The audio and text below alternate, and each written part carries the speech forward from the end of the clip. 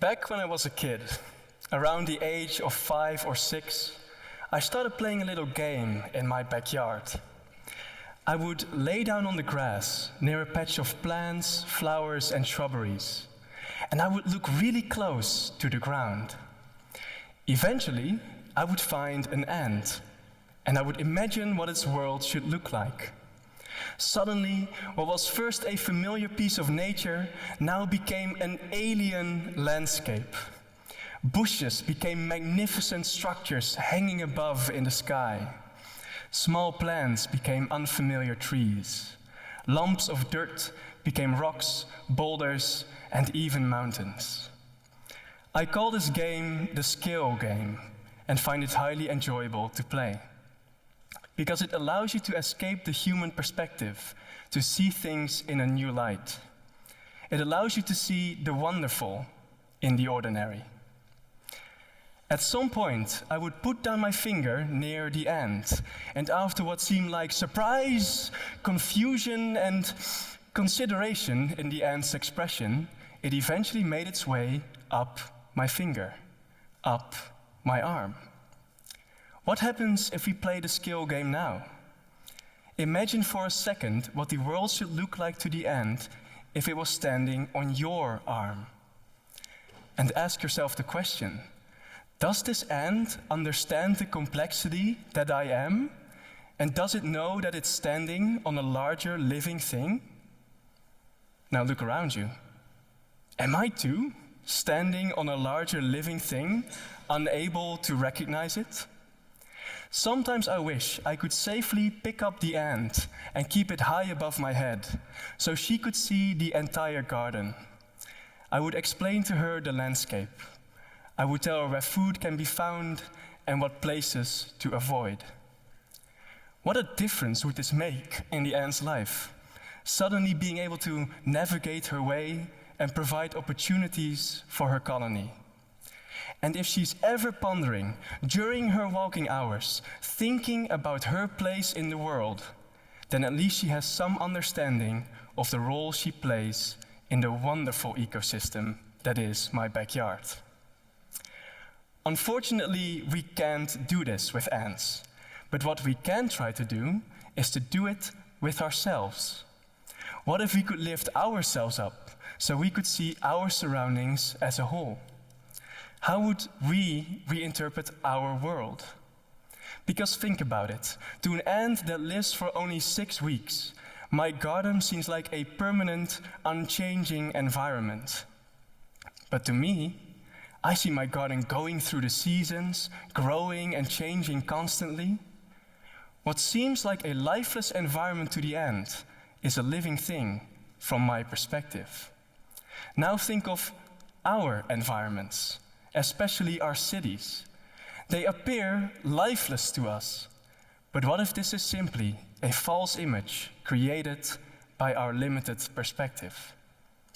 Are cities living organisms? To find out, let's play the skill game and visit a city. We travel to Lucca, an Italian city founded more than 2,000 years ago.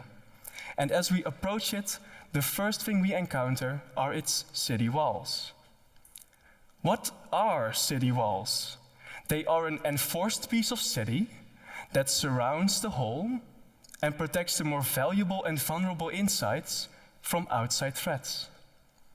Now, how is this fundamentally different from the wall of a biological cell, which does exactly the same thing?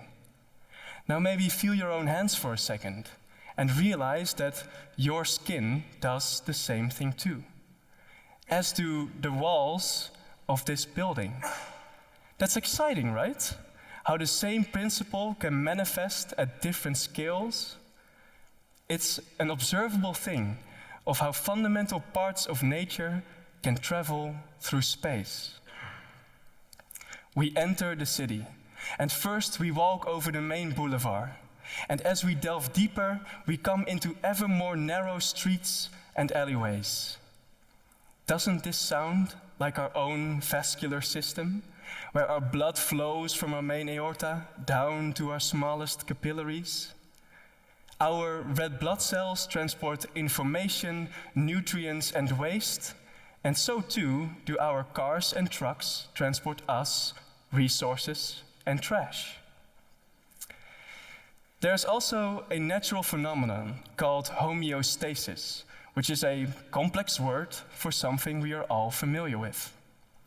It's the ability to regulate a constant internal temperature. For us humans, this is roughly 37 degrees. If we think about a city, and we would have to guess its average temperature considering its entire volume, what temperature would we get? Around 21 degrees, room temperature. And whenever it gets too hot, it puts on its air conditioning, and whenever it gets too cold, it puts on its heating. These are just a few examples of observation that show a striking resemblance between cities and other living beings. And yet, even more intuitive signs can be found. Even in our own language, we call the city center the heart of the city. Now look at this visualization of Manhattan that shows the flow of people as they go in and out of the city on a daily basis, pumping and beating like an actual heart. As a final exercise, I want to take a look at cities as if we are really lifted up from the ground, one of the luxuries of having satellite imagery. As we look at these images, I invite you to make a little switch in your mind. Don't look at these images as if they're satellite images, but for the fun of it, see them as photos taken through a microscope. Whenever I do this, I simply can't help myself, but see these things as complex living cells growing like fungi across the Earth's surface. Cities are born, they consume, they grow, they evolve, and they die.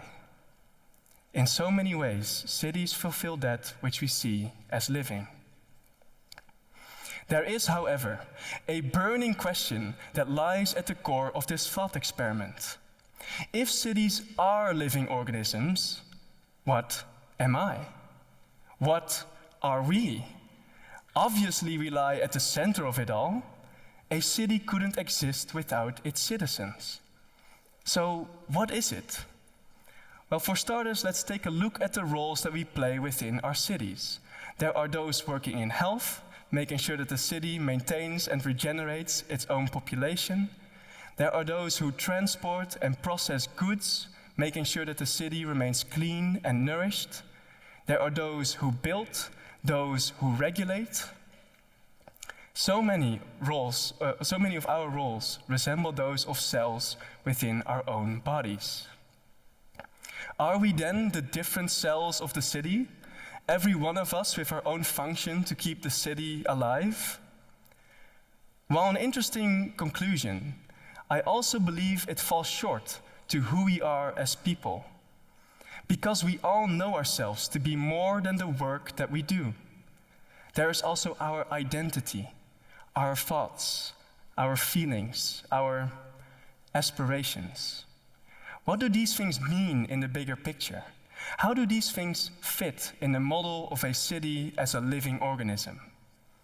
To find out, I want to look beyond our individual roles and look at the relationship that we share with each other. Because human beings are ultimately social beings, which is especially true in our cities as they group us together. As I go about my day in Eindhoven, I see the constant interactions between people, and I realize that a city's greatest good is the social network of people that resides within it. A social network where every one of us is like a single point, a single node with our own close and more distant connections. As I describe this, doesn't this sound like or remind you of an essential part within our own bodies?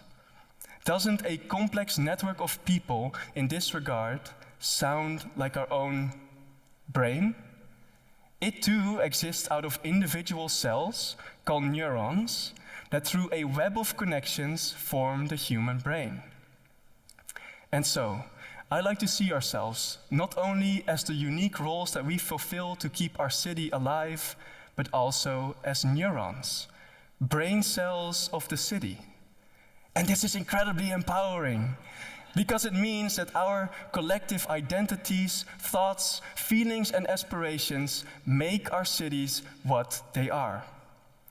Like electrical pulses that travel through a network of neurons within our own brains, so too do our actions travel through a network of people within a city.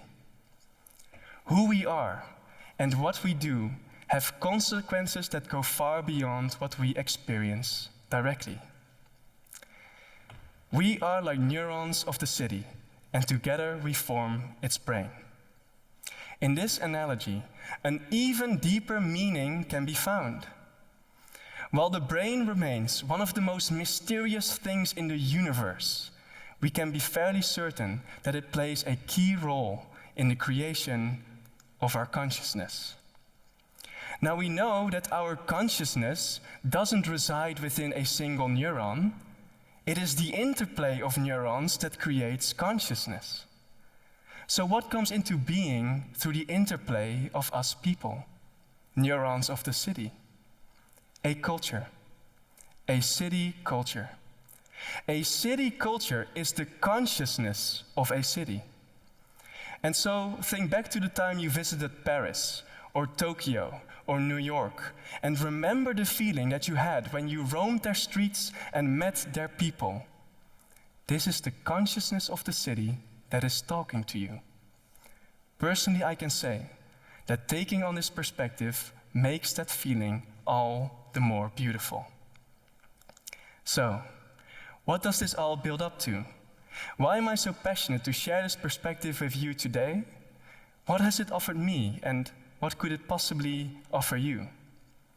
Well, I believe that by thinking about the nature of our cities and by being inspired by nature, we can find out what lies in store for us people to do.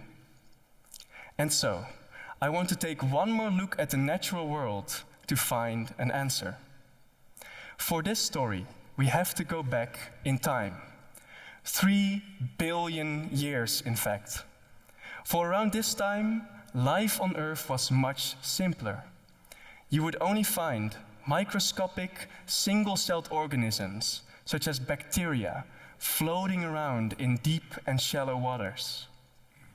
And what's important to know is that around this time, the DNA of these cells, which is their essential genetic code, was spread across the entire cell.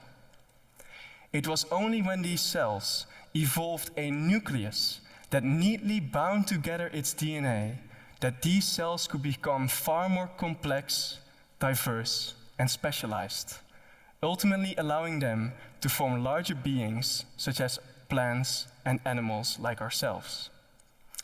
Thus we can conclude that the binding together of the DNA marked a crucial step in the evolution of life. I believe a similar story awaits us humans, where we too will become ever more creative in finding meaningful ways of coming together, where we will be ever more bundled together, able to find each other. I can imagine a future where within each city we will erect a magnificent building that can house up to a few thousand people. In this building, it will be dedicated to the exchange of information and ideas, the sharing of experiences, the act of creation. In this building, the consciousness of the city will be ever present, created by what we as neurons can bring to the table. If we see a city as a cell, this building will be its nucleus. If we see a city as a human body, this building will be its brain. If we can do this, we too will have created a crucial step in the evolution of life.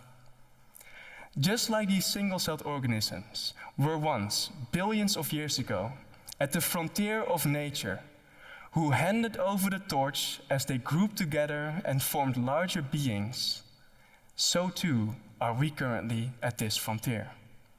And it is up to us to hand over the torch to the larger beings that we create, our cities, where our cities truly become something bigger than ourselves. If we can do this, it will become all the more apparent that we are not separate from nature, but just as much part of it. Not on top of nature, but right in the middle of it. If we can do this, we can claim our rightful place in the natural world. And that starts with each and every one of us. As neurons of the city, we can change the city by simply changing the way we think about cities. And so, I invite you to go into your garden or to visit a park, to lay down on the grass and find an ant to play the skill game with. I invite you to visit a city and find its resemblances with nature. Perhaps you can see what I see and feel what I feel. A sense of gratitude to my fellow citizens, as my city couldn't exist without their effort. A sense of reassurance that the hustle and bustle of urban life that can often seem stressful and chaotic is just life being life, evolving in ever more complex, diverse, and specialized forms. And hope for the future, for we get to witness, right in front of our eyes, the evolution of this wonderful organism that is a city. Thank you.